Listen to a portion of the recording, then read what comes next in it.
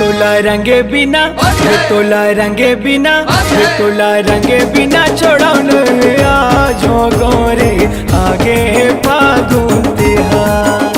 तोला रंगे बिना छोड़े नहीं आज ये गोरी आगे है फागुन तिहार। ये गोरी आगे फागुन तिहार, आगे फागुन तिहार। ये गोरी आगे है फागुन तिहार, आगे है फागुन तिहार। मोरे मया के तय मोरे मया के तय मोरे मया के तय ले ले वो निशान गोरे आगे फागुन तिहार।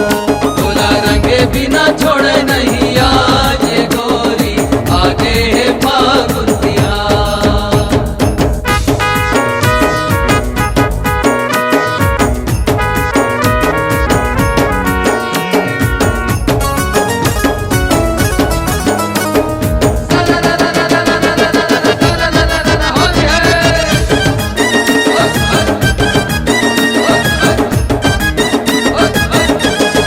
सोना होत बिहनिया गोरे तोरी तेरे आहूँ वो भर पिच का रंग तोला नहवा हूँ वो। ए बात मोर सुन गोरी मान मोर बात ला रंगन दे नारानी आज दोनों गालिला। ये मोरे गाँव मरे ये मोरे गाँव मरे ये मोरे गाँव मरे मछली बवाल है गोरे आगे फागुन तिहार।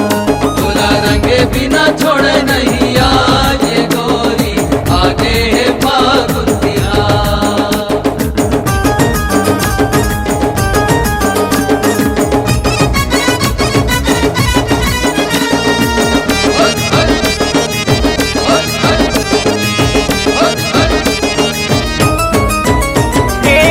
संगी साथी मन मोर सब तैयार हैं, चढ़ गए नशा गोर बिगड़ सबके चाल हैं।